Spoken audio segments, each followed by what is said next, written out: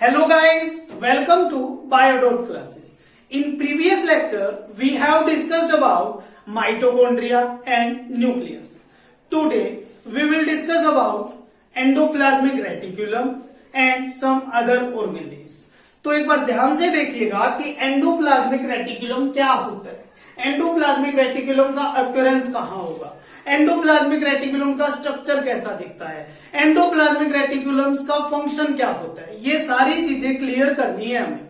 तो मेन देखिए, एक मेन ऑर्गन ली है एंडोप्लाज्मिक रेटिकुलम। अब एंडोप्लाज्मिक रेटिकुलम की बात करूं तो देखिए, इसकी डिस्कवरी जो थी वो 3 साइंटिस्ट ने मिलकर की थी, और इन तीनों साइंटिस्ट के नाम थे क्या क्या, देखिए एक तो मैं बोल रहा हूं पोर्टर,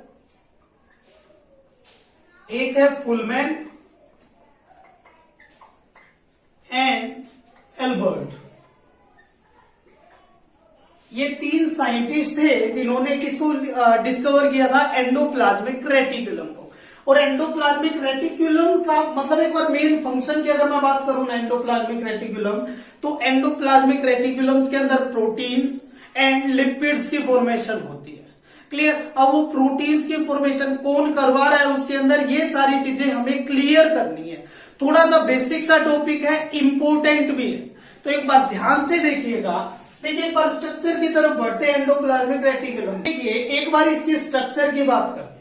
अब स्ट्रक्चर कैसा दिखता है, देखिए मैं एक चीज बता रहा हूं, एंडोप्लाज्मिक रेटिकुलम जो होगा वो न्यूक्लियस के सरफेस पर प्रेजेंट होगी। यानी कि देखिए ये न्यूक्लियस का स्ट्रक्चर हमने किया था पिछले लेक्चर में।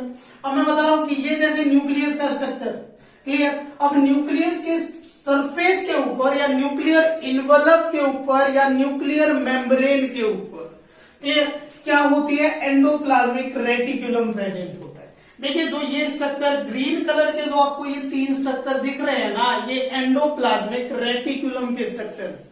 और ये एंडोप्लाज्मिक रेटिकुलम जो होगा, देखिए मैंने एक चीज बताई है कि इसकी 2 सब यूनिट, आपको यहां पर कुछ ये ब्लू डॉट दिख रहे हैं, हाफ सरफेस पर आपको ब्लू डॉट दिख रहे हैं। जो ये ब्लू डॉट है ना, ये क्या है, ये राइबोसोम्स है।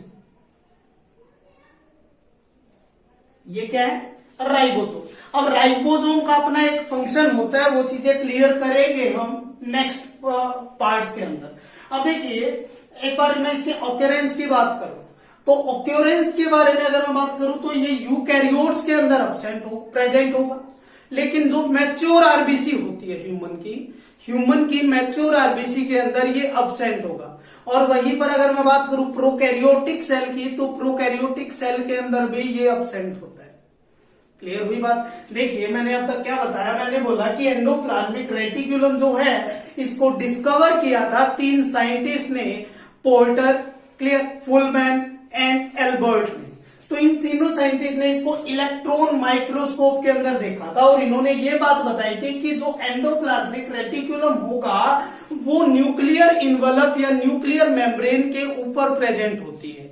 ये यूकैरियोटिक सेल्स में तो प्रेजेंट होगी, लेकिन प्रोकैरियोटिक और मैच्योर आरबीसी जो होगी ह्यूमन की, उनके अंदर अब्सेंट होगी।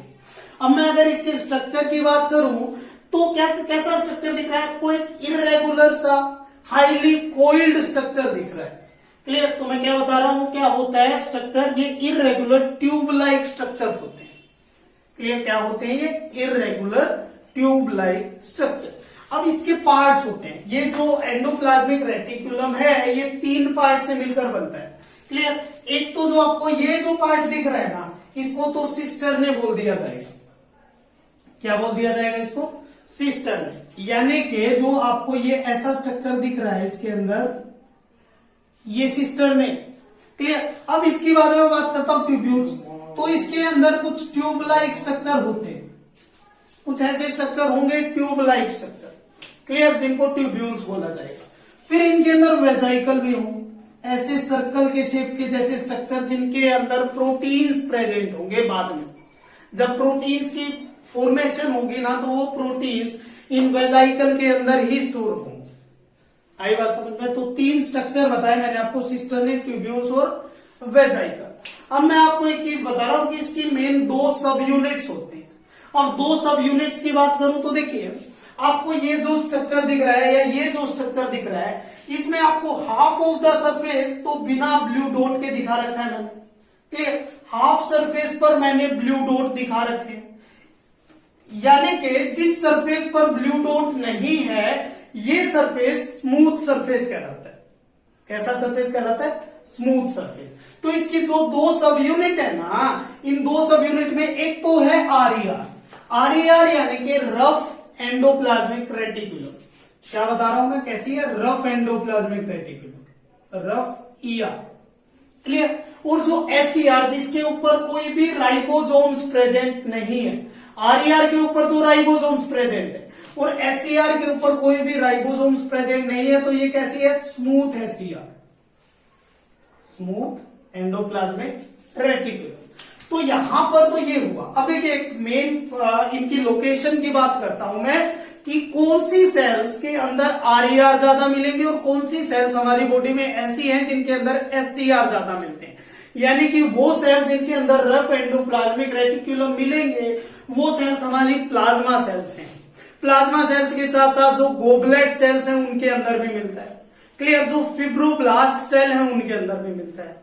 तो यहां पर मैंने केवल एक एग्जांपल बताया, जो हमारी प्लाज्मा सेल है, इतना याद रख लो, हमारी प्लाज्मा सेल जो होंगी ना उनके अंदर आरईआर ज्यादा होंगे, क्लियर। अब अगर मैं एससीआर की बात करूं तो एससीआर जो हमारी लीवर सेल्स होंगे, क्लियर, और जो हमारे एडिपोज टिश्यू होंगे इनके अंदर एससीआर ज्यादा मिलते हैं।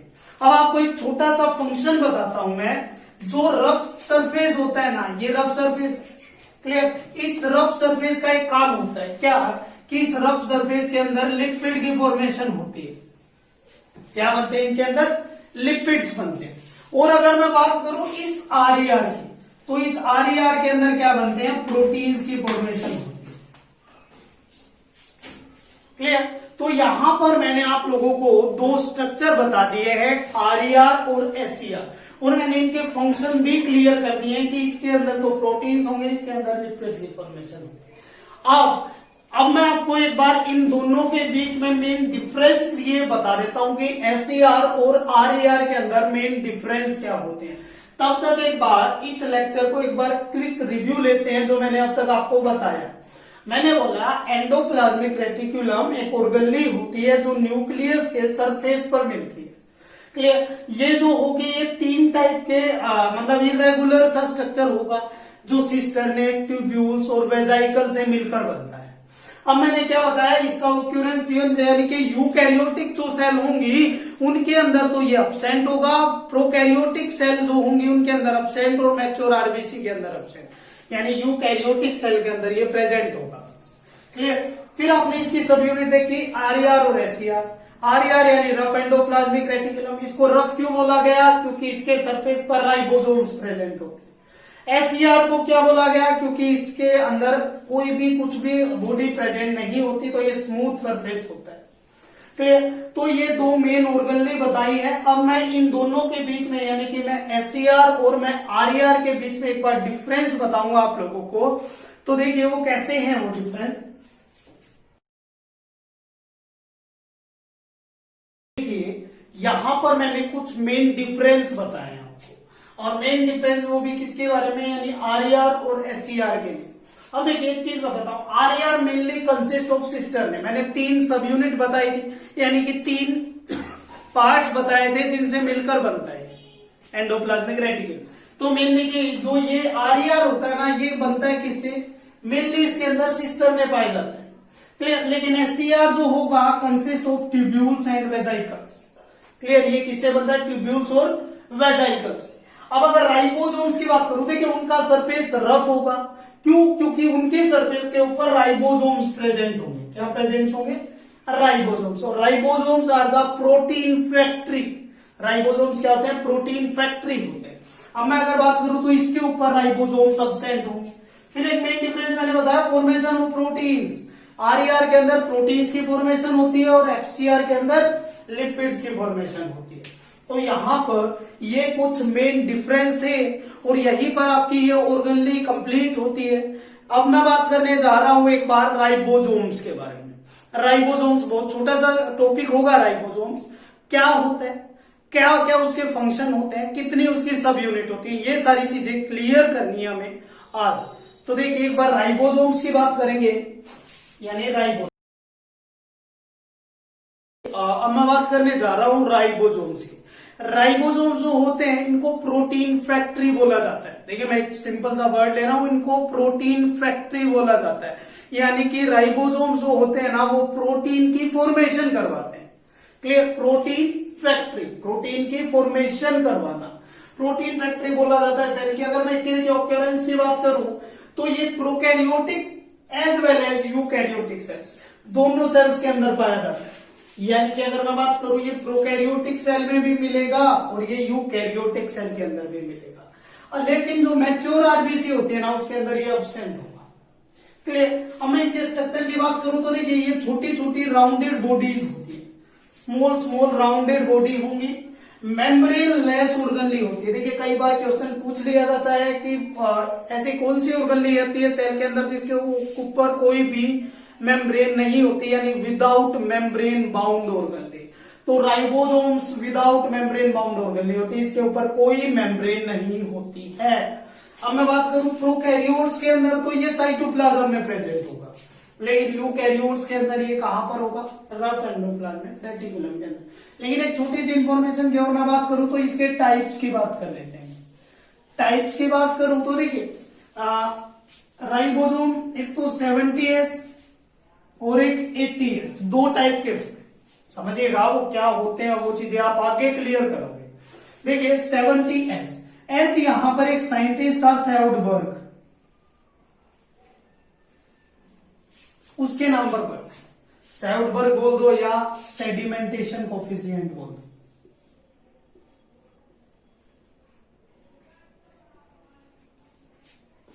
क्लियर? सेउडबर्ग यूनिट। अब देखिए 70S जो होगा ना ये तो प्रोकैरियोट्स के अंदर मिलता है।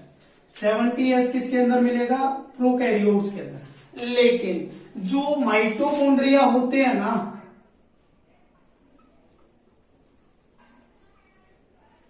और एक और ऑर्गनली जो आप प्लास्टिड पढ़ोगे, माइटोकॉन्ड्रिया और प्लास्टिड के अंदर भी 70S मिलता है। क्लियर? जिसकी दो सब यूनिट होंगी, दो छोटी छोटी यूनिट होंगी, एक छोटी यूनिट 30S, एक बड़ी यूनिट 50S। क्लियर? देखिए मैंने क्या बताया, इसके दो टाइप होंगे, दो टाइप के राइबोसोम्स मिलते हैं। एक फर्स्ट तो 70S, सेकंड है 80S। अब 70S जो राइबोसोम होगा ना ये किसके अंदर? प्रोकैरियोट्स के अंदर, जो माइटोकॉन्ड्रिया होते हैं उनके अंदर, और जो प्लास्टिड होते हैं उनके अंदर मिलता है। अब इसकी दो सब यूनिट होंगी, एक तो छोटी सब यूनिट 30S, एक बड़ी सब यूनिट 50S। अब ये जो होंगे ये यूकैरियोट्स के अंदर मिलते हैं, इसकी भी दो सब यूनिट होंगी, एक तो 40S छोटी और एक 60S बड़ी। ये होता है राइबोसोम्स। और राइबोसोम्स का फंक्शन आपको पता है कि प्रोटीन की फॉर्मेशन करवाता है, इसीलिए इसको प्रोटीन फैक्ट्री बोला जाता है। क्लियर? तो ये तो थी एक बार इन ऑर्गनलीज के बारे में। नेक्स्ट लेक्चर में मैं बात करूंगा गोल्जी बॉडीज, प्लास्टिड वैक्यूल्स की, जहां पर आपका चैप्टर क्लियर हो जाएगा या चैप्टर मतलब खत्म हो जाएगा। तब तक इस वीडियो को ज्यादा से ज्यादा मतलब लाइक करें, शेयर करें, चैनल को सब्सक्राइब करें, और जो भी डाउट आ रहे हैं वो मुझे कमेंट सेक्शन में लिखकर जरूर बताएं। Thank you.